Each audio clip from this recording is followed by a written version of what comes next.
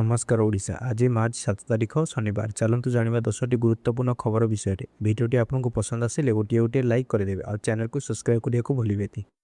Bharat America वाणिज्य चुक्ति को नहीं एवं राजनैतिक चर्चा जोरदार होईछि। एही परिप्रेक्षित में अमेरिकार एक मंतव्य नहीं आलोचना बढ़ी।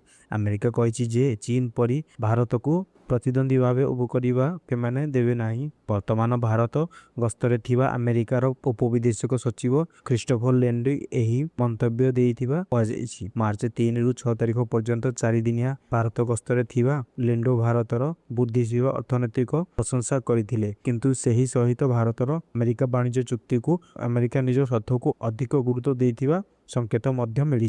एही मंतव्य नहीं देशर राजनैतिक मंच आलोचना बढ़िथिबा बेले विरोधी दल मध्य केंद्र सरकार को निशाना करिसेंती। भारत अमेरिका संपर्क और वाणिज्य चुक्ति को नहीं आगामी दिन में किपरि परिस्थिति गढ़ी उठे सेतिपई सबुस्तंकर नजर रही। कर्णाटक रे छोट पिलांको पई सामाजिक गणमाध्यम व्यवहार उपरे आसीपारे प्रतिबंधक। राज्य सरकार 16 वर्ष रु कम बयस पिलामानंकु सोशल मीडिया व्यवहार न करिबाकू नियम आनिबाकू योजना करूछंती। छोट पिलांको मध्य रे स्मार्टफोन व्यवहार बढ़ुथिबा ऑनलाइन सुरक्षा नहीं चिंता एवं फोन अधिक समय कटाउथिबा प्रतिबुद्धि को दृष्टि रखी एही पदक्षेप निया जाउछि। कर्णाटकर मुख्यमंत्री सिद्धरमैया 2026-2027 राज्य बजेट उपस्थापना समय सोमवार एही घोषणा करिसेन। सरकार कहिसेन छोट पिलांको मानसिक स्वास्थ्य और भविष्य को मध्य रखी एही नियम अणाजिवो। एही पदक्षेप कार्यकारी हेले 16 वर्ष रु कम बयस पिलांको पई सोशल मीडिया व्यवहार रे कठोर नियंत्रण लागू हेबो बोली कहा जायछि। तेबे एही घोषणा को नै अभिभावक और शिक्षाविद मानंको मध्य रे आलोचना आरंभ होईछि।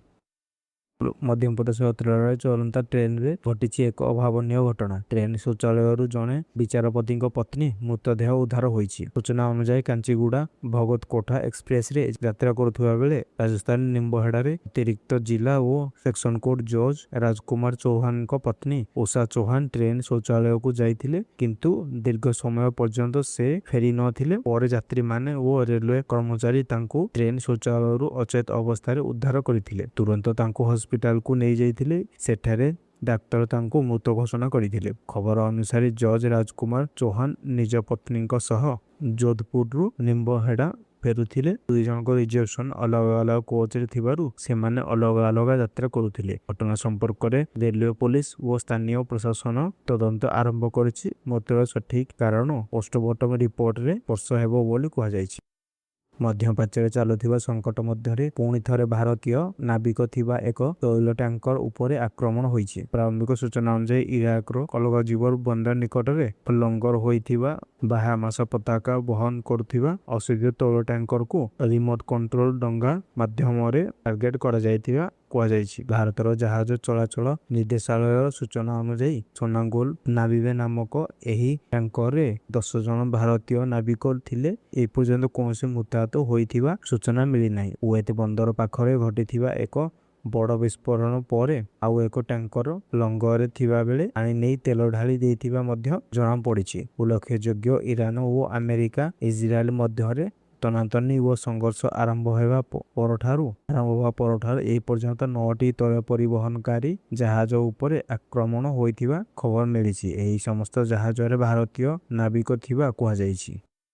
राजधानी भुवनेश्वर में बढ़ुची अपराध, सहरर सुरक्षा को नहीं एवं उठुची गंभीर प्रश्न। दिनदिया बीच रास्तार दाव धारण अस्त्र नहीं लोकों को आक्रमण करा जाउथिबा घटना पर सहरवासी मनरे भयर परिवेश सृष्टि होईछि। घर बाहर को मध्य लोक माने एवं डर भावुछंती। राजधानी छाती उपरे एपरी भावरे गोटिए पर गोटिए अपराध घटुथिबा बेले कमिशनरेट पुलिस कार्यकलाप उपरे मध्य प्रश्न उठुछि। सहरर आईन श्रृंखला शुक्ला स्थिति केमिति रही वो अपराधी मानक केबे धरा जीव से नहीं साधारण लोकों मध्य असंतोष बढ़ुची। ए परिस्थिति राजधानी सुरक्षा व्यवस्था को आउ कठोर करा जीवा पई दाबी जोरदार हेउची। समस्या घेर चाषी फसल उत्पादन करिले मध्य नाही संरक्षण व्यवस्था नाही उपयुक्त बाजार दर फल क्षति सहउछंती चाषी माने। जाजपुर जिला धर्मशाला ब्लॉक रो जेनापुर निकट घासीपुर अंचल देखा जायछि एही समस्या।